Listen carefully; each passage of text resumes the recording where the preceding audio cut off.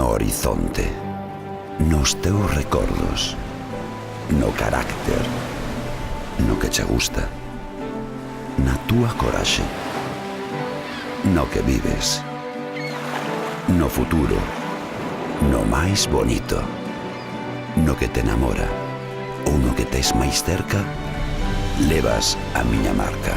Cando se trata de escoller o mellor, o noso mar marca.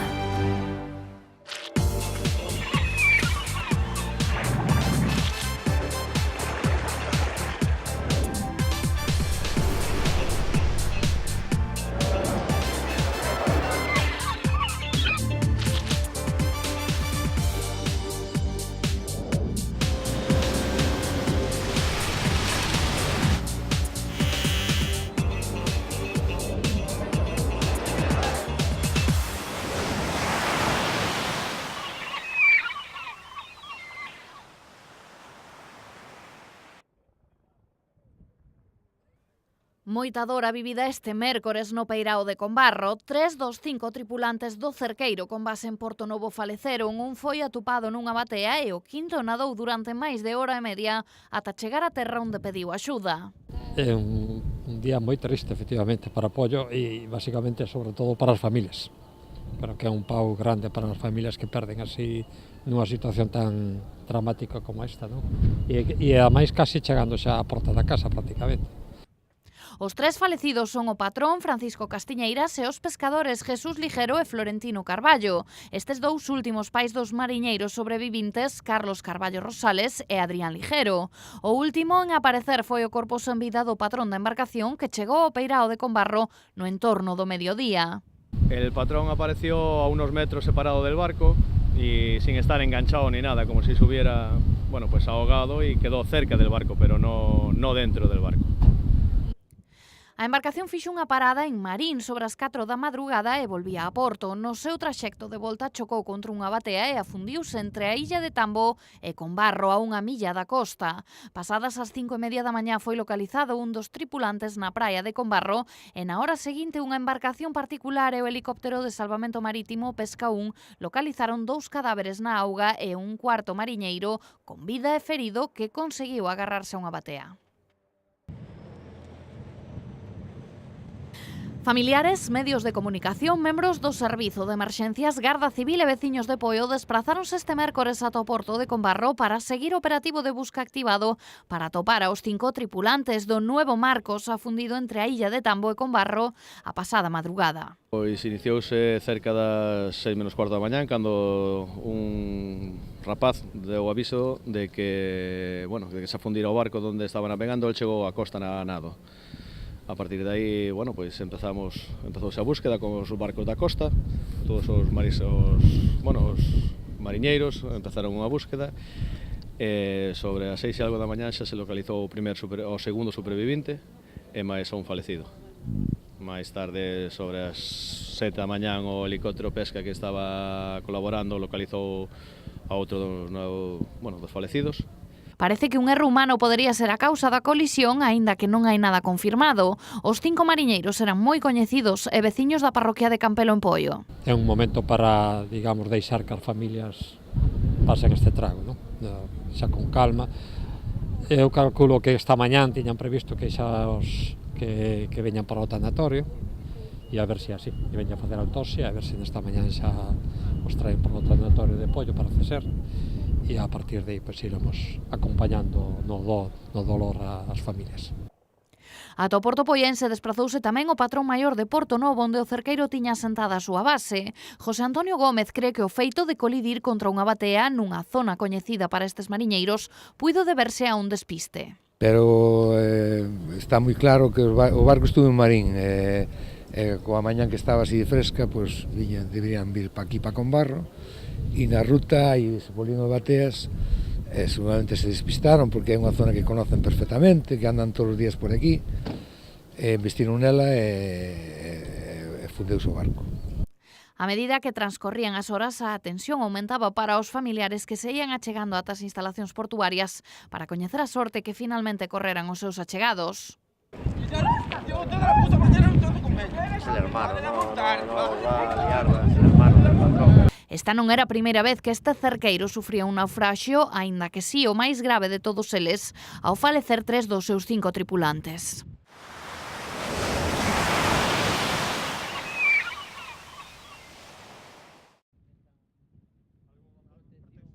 O presidente de Portos de Galicia quixo coñecer de primeira man as melloras realizadas nos peiraos de Porto do Son e Portosín, nos que o departamento que dirixe investiu máis de 53.000 euros.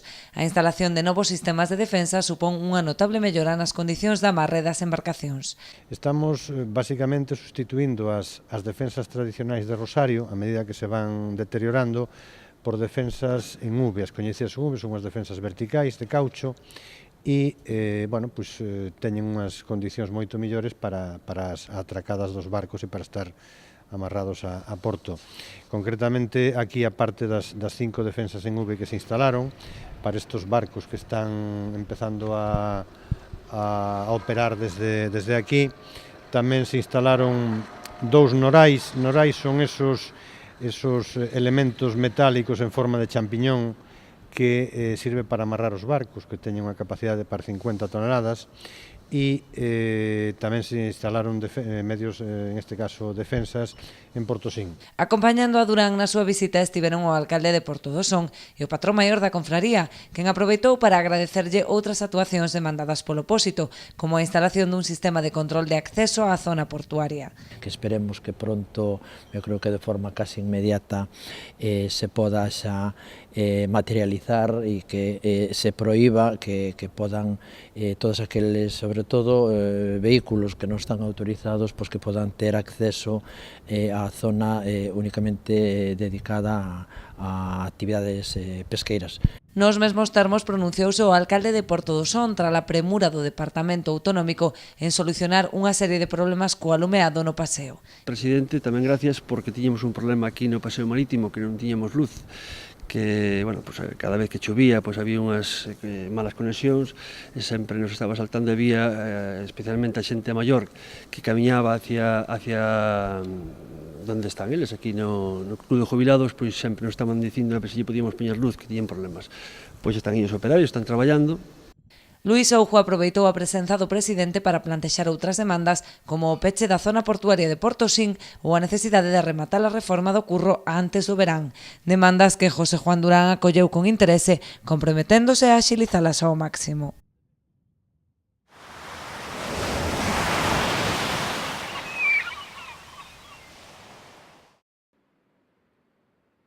O inicio esta semana das obras de rexeneración da ría está a suscitar un enorme malestar en Noia, principalmente nos 3 grupos que conforman a oposición neste concello. Bloque Nacionalista Galego, Partido Socialista e Marea critican o equipo de goberno pola falla de información ao respecto.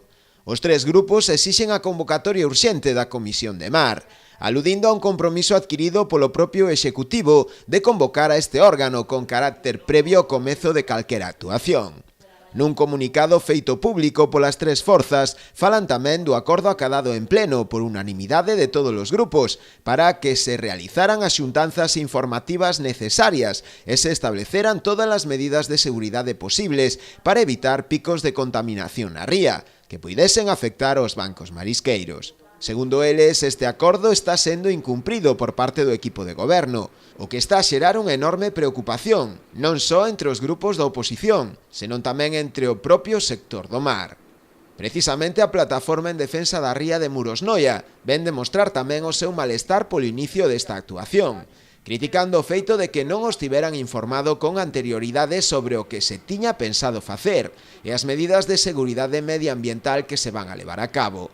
Por esta razón, dende Plademar piden tamén a paralización das obras de dragado ata que non se cumpra co acordo plenario e se informe aos veciños sobre o proxecto que se vai a levar a cabo, xunto coas medidas de seguridade que se van a adoptar, e ademais sobre quen se vai a facer responsable en caso de que se contaminen os bancos marisqueiros.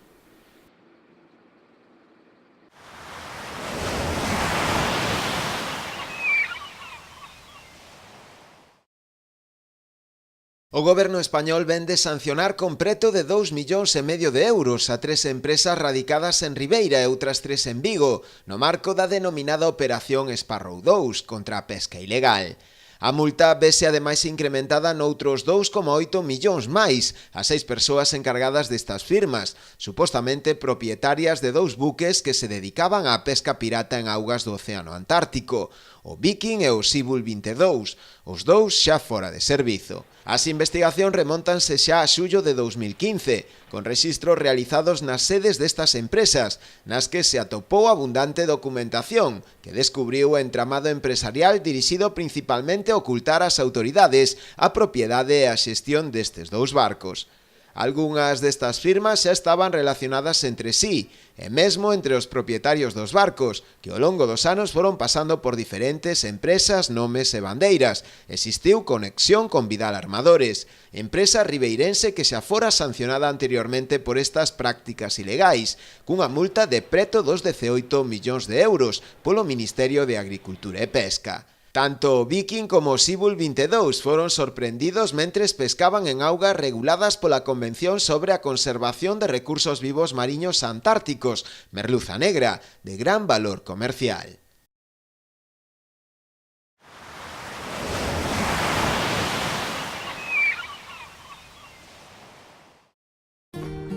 Eu confío na conservación e o respeto ao medio ambiente. Eu confío na pesca de boixura artesanal e selectiva. Eu confío no traballo feito con esmero e agarimo. Eu confío no mellor sabor e na máxima frescura. Confía na calidade e busca este distintivo. Pesca de Rías, de onde senón.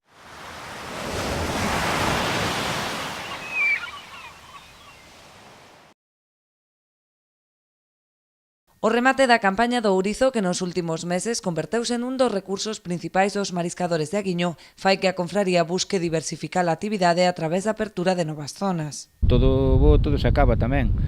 Estamos falando de ter unha explotación diaria aquí de cerca de 3.000 kilos ou superando as incluso 3.000 kilos de ourizo ao día. E agora, pois, claro, todo remata. Agora empezaremos pensando en repartir unha vez máis ao sector, que eso, claro, hai que diversificar e axudar a que a xente un pouco se reparta. É o caso do Percebe. Actualmente os profesionais traballan por terra entre Espiñeirido e Xuño, unha zona na que non abundan as capturas. É unha zona que estamos traballando aquí de Espiñeirido hasta a parte da lá de cerca de Xuño, máis ben sobre terra. É unha zona castigada, pero non por nós, sino unha zona castigada porque está moi á man dos furtivos e da xente que anda todos os días a coller percebe, entonces non dá recuperado como outras zonas. Na vigilancia tamén é un pouco complicada porque non podes estar aquí e estar ali. É unha zona que hai que ir a pé, mirala paso por paso e pedra por pedra, por dicirlo así. Entonces, claro, hai pouco percebe por ese motivo máis que nada. E despois que é unha zona costeira, como aínda non estamos no verán, na que traballa o mar, entonces, claro, a xente pois non pode acceder ás pedras como quer. De cara ao verán, a confraría abrirá as inmediacións das Illas Atlánticas, onde se atopa o percebe de mellor calidade.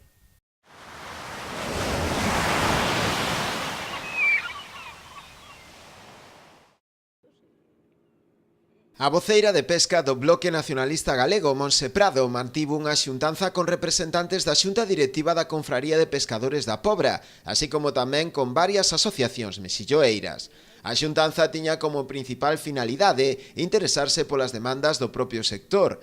Así, un dos problemas abordados na reunión polo que os nacionalistas se interesarán no Parlamento é o da falla de calado que presenta actualmente o porto da localidade. Somos coñecedores de que están tendo problemas de calado no Porto Vello de aquí da Pobra. Está sendo unha cuestión que están tendo moitos portos de Galiza, que hai acúmulo de areas, de lamas, que están a supoñer dificultades para atracar os barcos en marea baixa, que supón problemas económicos, pero tamén problemas de risco e de seguridade. Entonces, queremos contrastar co sector cal é a problemática para trasladalo ao Parlamento, e tamén eu quero aproveitar para mostrar a desconformidade do BNG con como inviste os orzamentos de pesca e de portos de Galiza a Xunta do Partido Popular. Estamos vendo como os últimos orzamentos estiveron sendo cautivos de infraestructuras faraónicas, como a lonxa de Ribeira que temos aquí en esta ría, que logo pois, vese que non son capaces de xestionar, nin de que responda ás necesidades do sector, e investimentos como eso, pois, o que fixeron foi hipotecar que non se levaran a cabo infraestructuras, pois mantimento de infraestructuras precisas para o sector, como pode ser o tema de calado, pois para que poidan operar con toda a normalidade. Monse Prado tamén fixo alusión ás dificultades polas que está a atravesar actualmente o sector marisqueiro, do que viven nesta ría de xeito directo ou indirecto un gran número de persoas.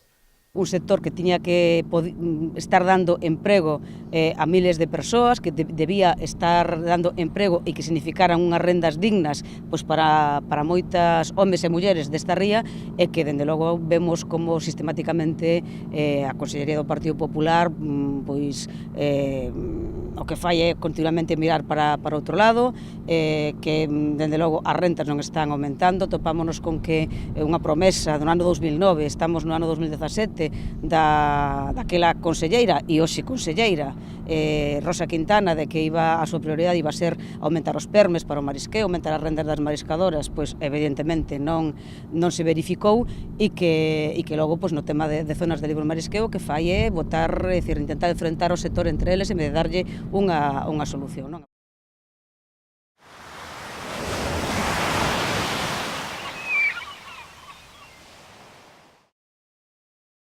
A mí la acuariofilia me gusta, trabajar en un acuario buzo. Penso que ten saída laboral e aparte gustame a investigación. Quero dedicarme ao ramo de investigación. A mí me gustaría máis en algún sector de acuario ou así. É o futuro que se están a labrar estes rapaces alumnos do IGAFA, Instituto Galego de Formación en Acuicultura da Illa de Arousa, o único centro de Galicia onde se imparten ciclos formativos de cultivos acuícolas e mergullo. Hoxe e mañá o centro celebra unhas xornadas de portas abertas para quen queira coñecer a actividade deste centro referente a nivel internacional máis de preto. Está aberto a todo o mundo que quera vir a conocer a nosas ensinanzas e a nosas instalacións, tanto posibles alumnos que queren vir a disfrutar como persoas da fora que queren conocer tamén as nosas instalacións. As súas instalacións fan deste centro un dos máis prestixiosos e que empresas acuícolas e acuarios de todo o mundo recorran o instituto dependente da Consellería do Mar para incorporar os seus alumnos ás súas plantillas. E como fan as prácticas non só na Comunidade Autónoma de Galicia, sino fora de Galicia, e algúns tamén fora do Estado español, pois terminan tendo unha excepción, pois eso, entre un 30 ou 40%. Está habendo unha inserción laboral importante, por exemplo, no eido da acuarioloxía dos acuarios. Están facendo moitos acuarios en todo o Estado, e aí están encontrando moitos dos alumnos unha vía de inserción laboral importante. O alumnado durante os seus estudos experimenta e traballa en todo o proceso do cultivo acuícola desde a reproducción ata a comercialización. Van ver desde como se reproduce unha especie, como se fai o seu cultivo larvario, como se engorda hasta chegar a tamaño comercial. Pues nosotros ahora mismo en peixes, por ejemplo, estamos con el lenguado en recirculación, ¿sabes? Que estamos ahí pues mirando según las tomas y tal, cómo va el crecimiento y la dispersión de talle. Estamos realizando contajes en las cámaras Neubauer para ver cómo van las bolsas, en qué fase están y todo eso. Es de lo más importante, aparte hay que andar con mucho cuidado a la hora de estar en un ambiente estéril y todo, porque si se infecta algún cultivo o algo ya fastidias toda la producción, entonces claro. Ahora mesmo estamos contando células de IG é unha especie de fitoplancton, cunha cámara, temos na cámara hai unha cuadrícula, e seguindo a cuadrícula temos que contar as células que hai dentro desa cuadrícula e despois multiplicando sabemos a cantidade que hai en certo número de litros. Nese caso é de unha bolsa de 300. Se quedan con ganas de coñecer máis en profundidade o funcionamento do IGAFA, aínda están a tempo. Mañá repítese unha nova xornada de portas abertas, pero calquera día do ano avisando con anterioridade pódese visitar este centro ubicado ademais no entorno privilexiado que é a Illa de Arousa.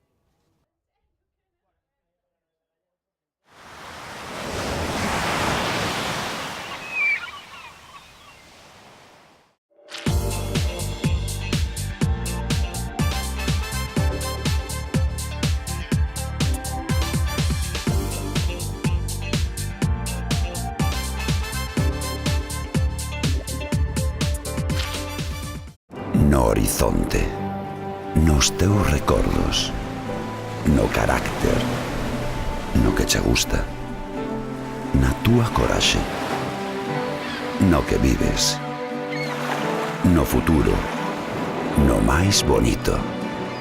no que te enamora ou no que tes máis cerca, levas a miña marca. Cando se trata de escoller o mellor, o noso mar marca.